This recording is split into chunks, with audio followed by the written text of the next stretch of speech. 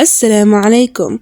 Welcome back to Raising Ummah. Today we're going to learn about Palestine by reading a book called Sitti's Secrets by Noami Nye, illustrated by Nancy Carpenter. My grandmother lives on the other side of the earth. When I have daylight, she has night. When our sky grows dark, the sun is peeking through her window and brushing the bright lemons on her lemon tree. I think about this when I'm going to sleep. Your turn, I say. Between us are many miles of land and water.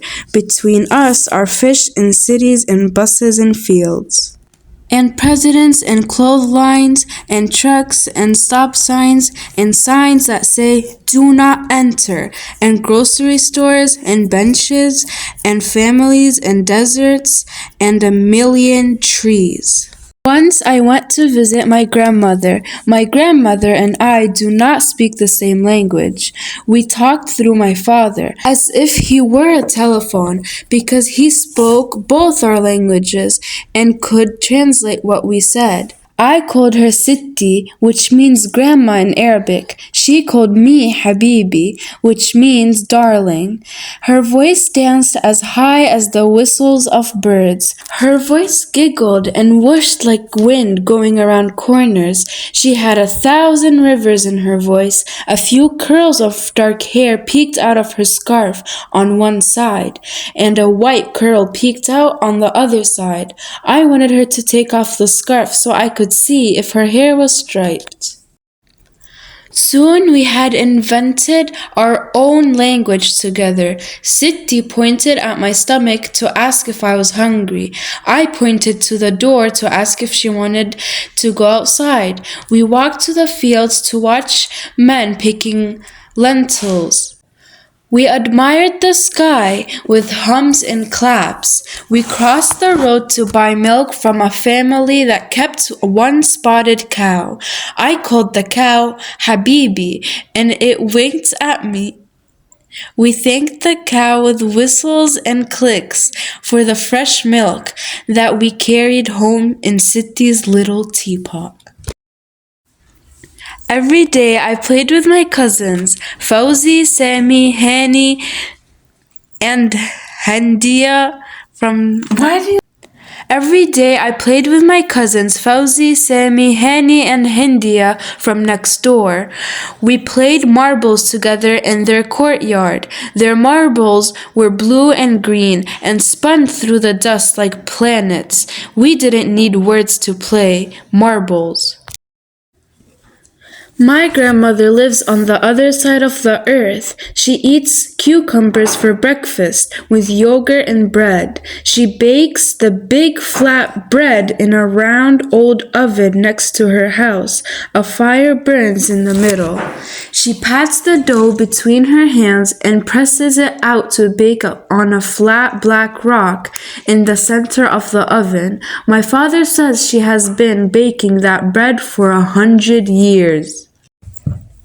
My grandmother and I sat under her lemon tree in the afternoons, drinking lemonade with mint in it. She liked me to pick bunches of mint for her. She liked to press her nose into the mint and sniff. Some days we stuffed little zucchini squash with rice for dinner. We sang Habibi Habibi as we stacked them in a pan. We cracked almonds and ate apricots called mishmish while we worked. One day Sitti took off her scarf and shook out her hair. She washed her hair in a tub right there under the sun. Her hair surprised me by being very long. It was striped. She said it got that way all by itself. I helped her brush it out while it dried. She braided it and pinned the braid up before putting it in the scarf again. I felt as if I knew a secret. In the evenings, we climbed the stairs to the roof of Sitti's house to look at the sky, smell the air, and take down the laundry. My grandmother likes to unpin the laundry in the evening so she can watch the women of the village walking back from the spring with jugs of water on their heads. She used to do that too. My father says the women don't really need to get water from the spring anymore, but they like to. It is something from the old days they don't want to forget. On the day my father and I had to leave, everyone cried and cried. Even my father kept blowing his nose and walking outside. I cried hard when Sitti held my head against her shoulder. My cousins gave me a sack of almonds to eat on the plane. Sitti gave me a small purse she had made. She had stitched a picture of her lemon tree onto the purse with shiny thread. She popped the almonds into my purse and pulled the drawstring tight. Our plane flew to the other side of the world. I remember the tattoos on my grandmother's hands. They look like birds flying away. My father says she has had those tattoos for 100 years. I think about Sitti's old green trunk in the corner of her room. It has a padlock on it. She wears the key on a green ribbon around her neck. She keeps my grandfather's rings in there, and her gold thread and needles and pieces of folded up blue velvet from old dresses, and two small leather books, and a picture of my father before he came to the United States, and a picture of my parents on their wedding day, and a picture of me when I was a baby, smiling and very fat. Did I really look like that? When I got home, I wrote a letter to the President of the United States. Dear Mr. President, my grandmother on the other side of the world has a lemon tree that whispers secrets. She talks to it and gives it water from her own drinking glass. She guesses the branch where lemons will grow next. All the old men and women of her village take good care of their trees. Some have fig trees with shiny leaves. Some have almond trees covered with white blossoms that fall down on the road like snow. Last night, when I watched the news on TV, I felt worried. If the people of the United States could meet Sitti, they'd like her for sure. You'd like her too.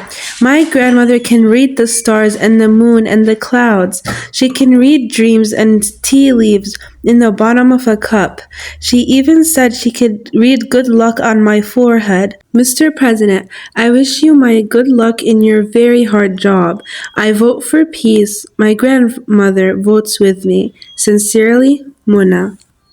Does my grandmother know what will happen in the world? Does the world have a forehead? Sometimes I think the world is a huge body tumbling in space, all curled up like a child sleeping. People are far apart, but connected.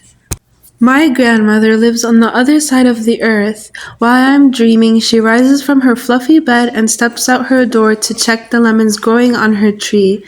The first thing she does every day is say good morning to her lemons. All day, the leafy shadow of her tree will grow and change on her courtyard wall. She will move with its shade. When she sleeps, she will dream of me. سوف نبقى هنا كي يزول الألم